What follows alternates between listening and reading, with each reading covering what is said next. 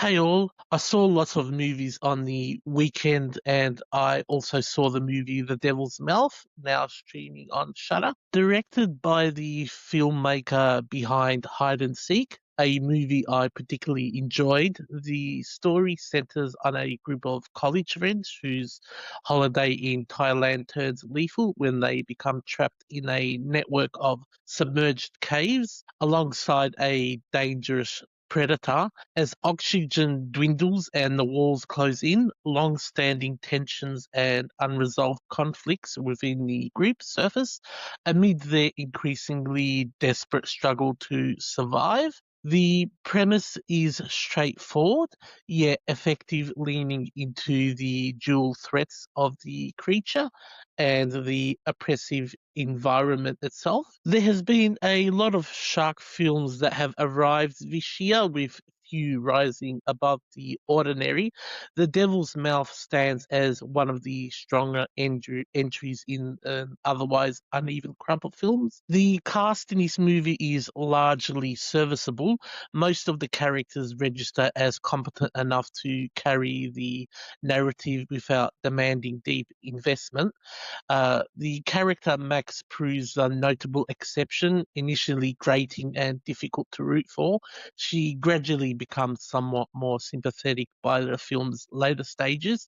This modest arc provides a small but welcome layer of character development in a genre that often prioritizes thrills over depth of characters. Several sequences generate genuine suspense, particularly once the group is fully isolated underground in the cave. The decision to keep the shark largely unseen through much of the runtime is a smart move, given the clear reliance on CGI. Limiting its visibility helps conceal the visual limitations of the creature's effects at work. When the creature does appear, the CGI is reasonably competent, it's far from groundbreaking, yet functional enough not to undermine the tension in the film entirely. Pacing remains a weaker point in this film. The early stretches drag considerably, dominated by extended swimming sequences through the caves that prioritize atmosphere over momentum. More sustained shark action would have strengthened the overall experience and better balance the slower character focused moments. But I have to say, even so, the film recovers once the shark escalates, delivering a series of tense set pieces that make effective use of the confined underwater setting. The cave environment itself is one of the film's clearer strengths. It creates a persistent sense of claustrophobia that amplifies the vulnerability of the characters and heightens the stakes in a way open water shark films rarely achieve this, and the combination of limited air, narrow passages, and the unseen threat works well enough to keep the audience engaged through the stronger middle and later sections. Despite the film's shortcomings in pacing and also some character inconsistencies, The Devil's Mouth remains a moderately engaging survival creature feature.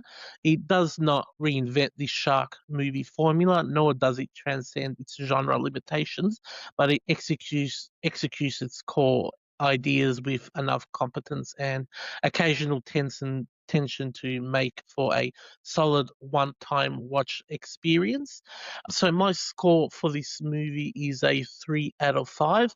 I I enjoyed this movie a lot better than a lot of the other shark movies that were released this year. At least, even though this film doesn't go for scares, it does go for suspense and makes for a somewhat entertainment viewing. So if you like this sort of content, don't forget to subscribe to my YouTube channel for more upcoming movie reviews in the future. My main channel reviews are mainly horror movies, but I also do sometimes watch non-horror related movies and upload that content onto my YouTube channel. So even if you're not a fan of horror movies, I do also review non-horror movies as well. But as I said, my main focus for this channel is reviewing horror movies. So until next time, peace.